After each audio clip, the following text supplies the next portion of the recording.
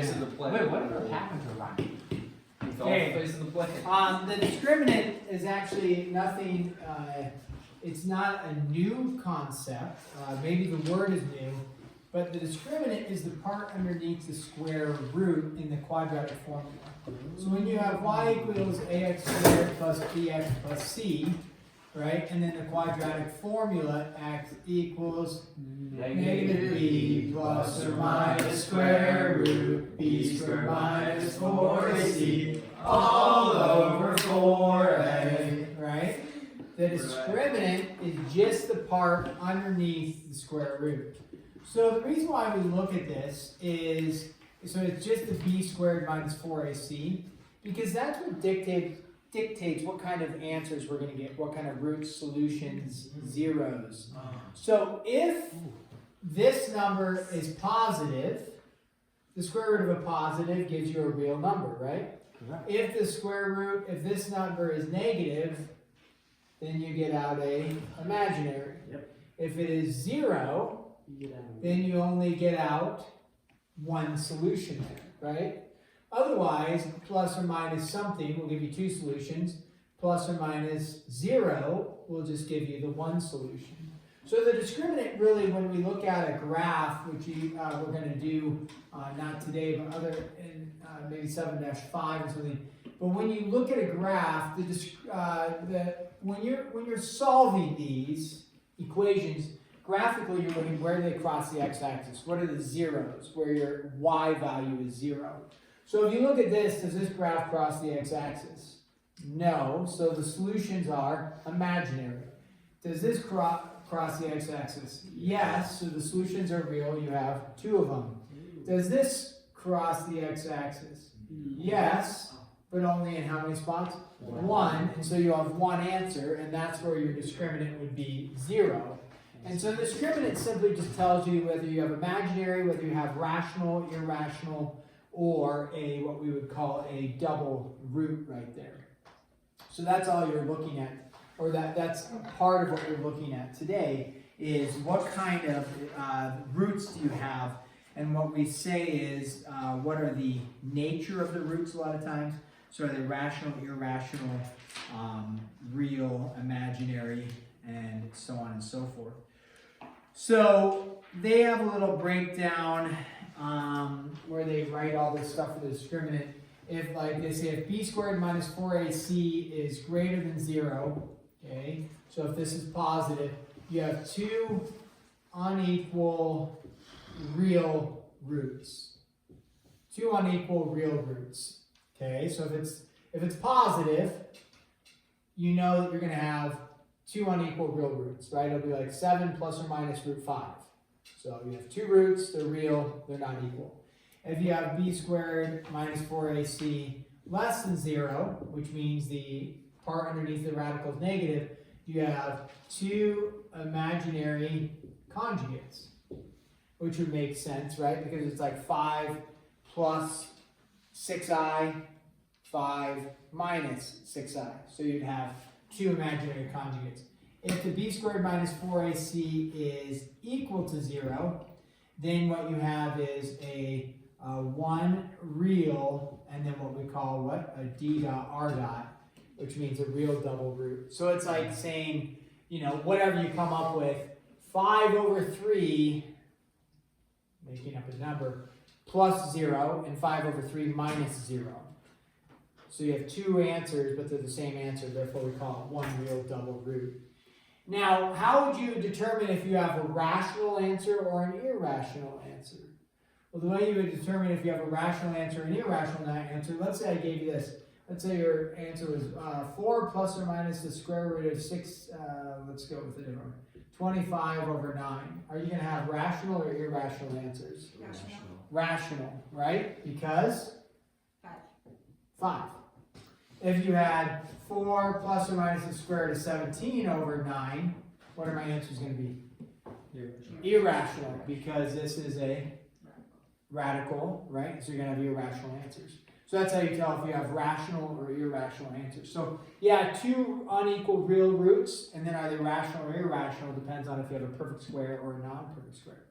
Now this is when our coefficients are rational coefficients. Meaning if you had something like this, square root of 9, whoops, that didn't work. Square root of 7x squared plus root 2x minus 4.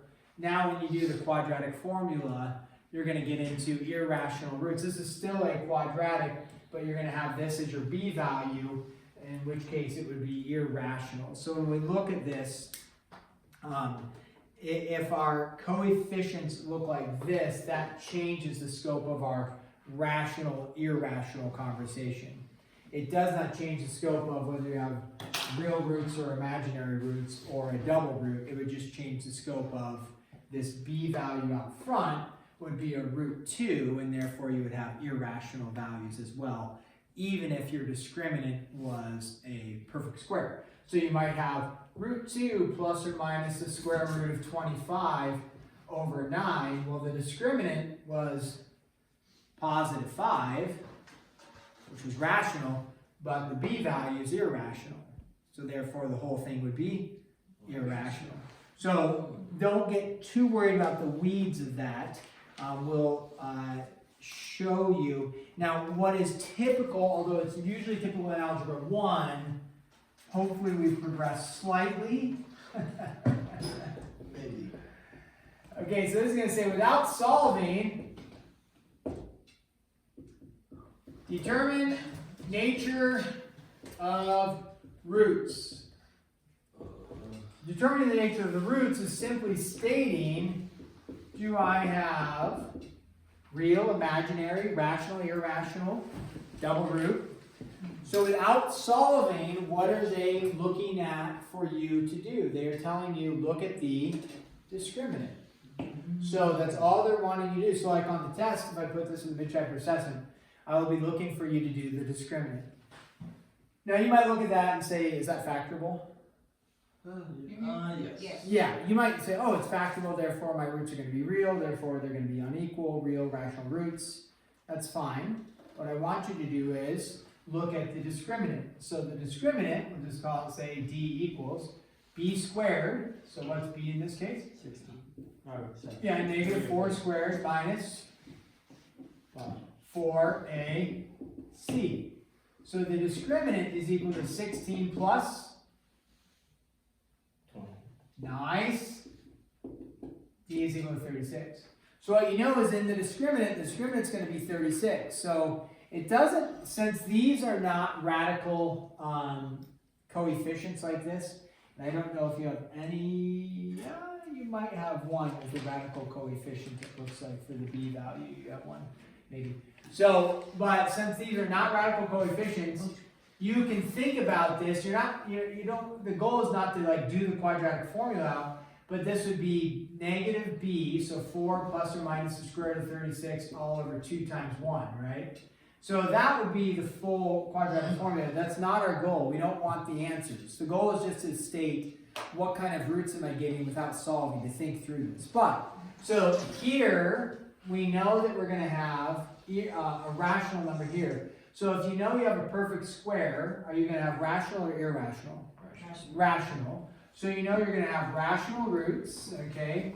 What else about them? Rational, they are real, right? Real roots are also rational, though they're going hand in hand, but we'll just state it. Real, rational, are they going to be equal or unequal? Unequal. Okay, and you're going to have, usually the book defines it as, actually I don't know if they say 2, because that's just understood, unequal. I could just say that. So they're real, they're rational, they're unequal. You don't have to put them in any order. Okay? So because of the 36, again, that tells us since it's positive, they're going to be real. Since it's not 0, they are unequal. And then since it's a perfect square, they are rational because the coefficients are not radicals there. So that tells us all about there. Okay, so then we take a look at, let's try this one. You guys try this one. Again, without solving. Now I showed you this just to emphasize that the b value is going to make it rational there.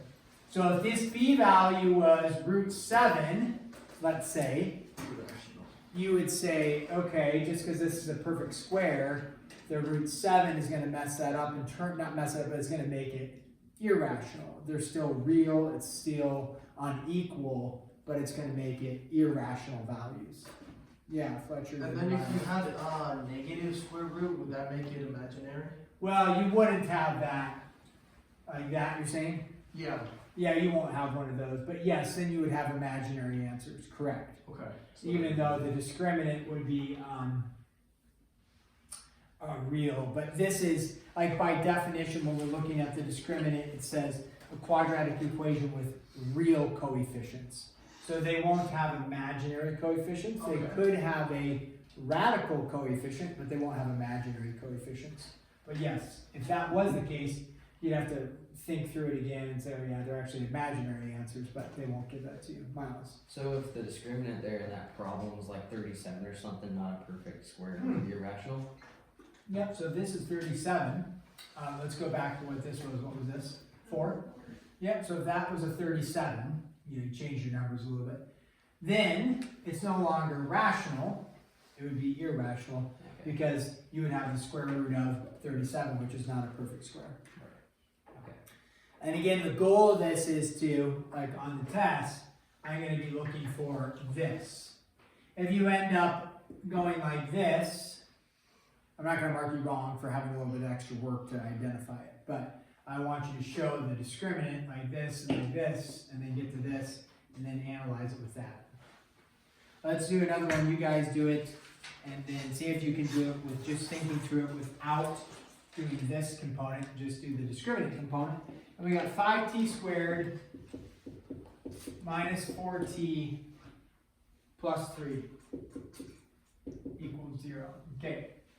Tell me what are the roots just by looking at the discriminant.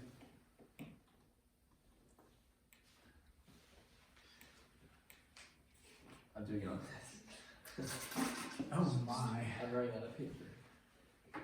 You're running out of paper? Yeah. I have some at home. I just need to. I just want to make a statement. Oh wow. I see. You like your paper.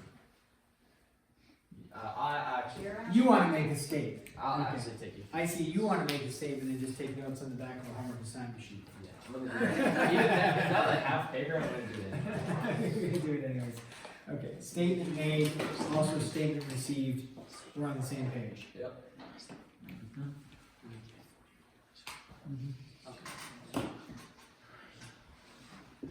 So once you have the discriminant, then you decide the 3, I think it'll always be 3. Although, you know what, if it's imaginary, then it's no longer rational or irrational. So, right? You can't have rational imaginary answers. If it's. Imaginary is its own separate category. Wait, so you just found. So it's So negative. you just had You would, unequal? yeah, it would be unequal, but imaginary roots always come in. Did I write it? Here, yeah, I did. Imaginary come in conjugates. So, when I said 2 imaginary conjugates, you could just say imaginary conjugates. That's key, is that they're conjugate pairs. Imaginary roots always come in conjugate pairs. I forgot what a conjugate is. Oh, a conjugate, yeah, if you have 5 plus I, what's its conjugate? 5 minus I. And that's where just the plus or minus part comes from, Okay. to make it the conjugate. So, alright, what are we getting for the discriminant? Negative 44. So it's b squared minus 4ac, and so you get 16 minus 60, and so you get negative 44. Based off of that, that means you're taking the square root of a negative. So you immediately say, oh, it is imaginary and imaginary conjugates, okay? Because your answer will be plus or minus oh, that's really bad. Conjugates. Conjugates, wow. Oh. Let's see what's in the box. Conjugated. Conjugate, oh. Oh. I'll take that over my rinse now. Okay, let's try one more like this. 7y squared plus 2 is equal to 2 root 14y. Curveball. Ah. Unnecessary. Nah. Is it irrational? Because there's a radical in there, right? Okay. Not necessarily, Miles. Depends on where the radical is. Oh, Mr. Wilson had to make it even more complicated. So, but the key is when you go to plug into the quadratic formula, what do you first need to make sure the equation looks like? What do you have to do to it? It's in the right format. In the right format. Is it in the, yeah, kind of like a standard format, we could say. Is it in a standard format in here? No, how do I put in standard format? You subtract. Okay, so 7y squared minus 2 root 14y, and then plus 2, right? Oh, it's 0. Correct. Okay, is equal to 0. Alright, now proceed. Oh, wait. X equals negative b.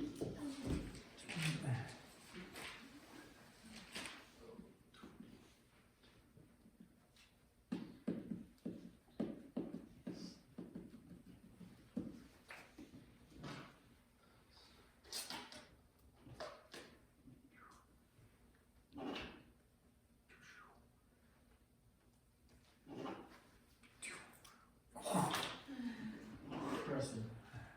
Yep. You can look at 28 for what you call it. Discriminant. Yeah. Discrimination. Did you get that? I did get this. Let's go. Wait, no I did. Oh, you didn't? Why didn't you? Okay, so what do we get for the discriminant? 0. 0. Okay, possibly. What do we get out here? 14 times 2. Just? 28. False. 14 times what? 4. Right? Because, yeah, this goes to here, this goes to here. Squaring the negative, so you get 4 times 14. So what's 4 times 14? 56. 56, right? 6 minus 56 minus 56. 56 is 0. So I was close. So, Real equal right. okay, Negative 28. You're gonna have practically the how same. many groups? One.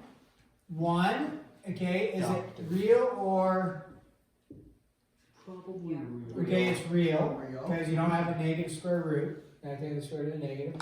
And then is it rational or irrational? Rational. Why irrational?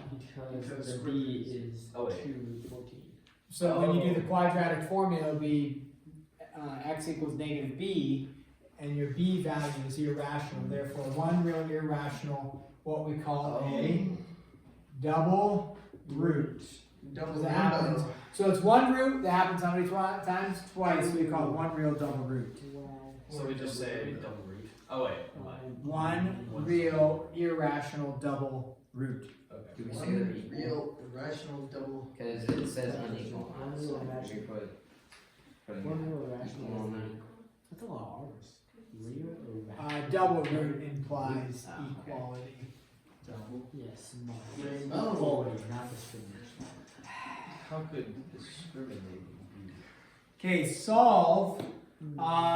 So they'll say solve by whatever method seems easiest to you, besides the cheating method. Oh. Darn it, that's my Yes. favorite. Here's a classic one I want to give you a pro tip on. Please follow along. Okay. Wow. Most people botch this. It'll be like on the test. We set it up for easy success for you. You've solved ones like this before. People forget because they haven't practiced it. They look at this and they do one of two things mathematically wrong, and then they do a third thing mathematically like extensive. And why did you do that?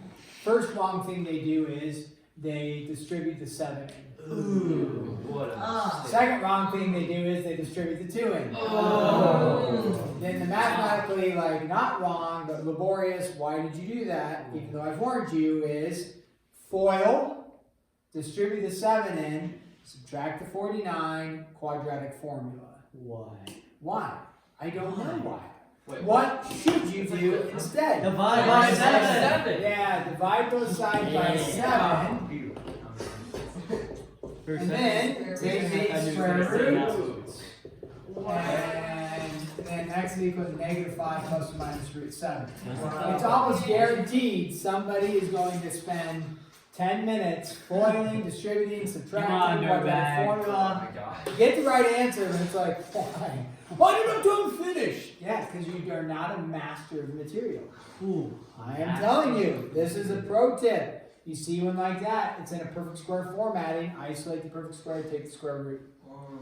Now, what happens if this is 0? Because you'll see one like that. Does that change what we do? No, divide both sides by 7, right? Oh, but the Positive, negative square root of 0? It's just zeros. well, you subtract No, by no. 7, then you get an imaginary Zero, zero, root. It's plus or minus square root of 5. It's -5 plus or minus. No, it's -5 I plus- root Oh boy, wow. Okay, guys, here we go. Solve that one. That was embarrassing. I heard a lot of just absolutely wrong answers. So we'll probably do it on the test. Solve Oh wait. I'm almost- It's 5. It's -5. it. Uh-oh. I'm writing it down because Fletcher's Right. not gonna believe me. Yeah, so x plus 5 is equal to 0 because the square root of 0 is 0, then x is equal to -5. Wow. Yeah. Yep. Yeah, that's what you all said. Yeah, I'm sorry, I misheard you. Common mistake. Yeah, my bad. Happens with age. It happens with age. Yeah, okay. So that's how we do that one. What happens when you get, I'm not gonna do, we wanna do a tough one? Yes. Yes. We're not gonna do this one all the way out. I just wanna set it up, because I wanna do another one all the way out. Where, what would we do with this one? This is not in the nice, easy, Oh. perfect square format where we isolate, take the square root, because you got a square on the left and a square on the right. So in this case, what would you need to do to start the process? You can't just divide by 3. You could divide by 3, but then you have 2/3 w squared, which is fine to have. And you have a fraction. Which probably do a foiling, right? So you would end up with w squared minus 4w plus 4, Yeah. like that. And then you Distribute. Then you distribute the 3 in, and you'd have 3w squared minus 12w plus 12. Then you can subtract the 2w. Yeah, so w squared minus 12w plus 12. And then solve from there, completing the square quadratic formula or factoring. Okay? So we're not going to solve it out the rest of it because these you should be able to do with one of our factoring per completing the square quadratic formula. Calculator. Okay. Now, this is your difficult one. You have t over t minus 2. Ooh. Now, you hope that it's just equal to another fraction, but Oh, no. why do you hope it was equal to another fraction? Cross. Cross multiply, yes, but it's not. Okay. Oh, the shame. Oh, the shame. Oh, So I remember. when you have this, when you have variables in the denominator or numerator, I guess it doesn't matter. When you have fractions, how do you get rid of fractions? LC. Yeah, LCD. So multiply everything by the LCD. What's the LCD in this case? T minus 2 t times t minus 1. Yeah. Okay. What he said. Yeah. So then when we do that, we have the t minus 2 cancels, right? So you have t times t minus 1 plus the t minus 1 cancels. So you have 2t times T minus 2. t minus 2 is equal to 6 times t minus 2 and t minus 1. Wow. Wow. And then you circle and Yeah, circle and or you just guess and check and hope Flip for the the best. ball. From there, what do you need to do? Colin Bob. Call in Bob. There it is. distribute. Distribute, and then distribute, also known as foiling, then distribute, and then combine, set to 0, go from there. And We're not- then And then call in Bob. So we're not gonna go over We just call solving that, okay? But that's how to get started on it. Last one I want to cover is, it says find K for which the equation has the following. I think I'll do, what do I want to do? Let's do this one. A, we'll do all three of these. A real double root. B, two different real roots. Sorry about all the writing. C, imaginary. Actually, I'm not sorry. Okay. What? Well, I don't know why I'm like saying sorry. Imaginary roots.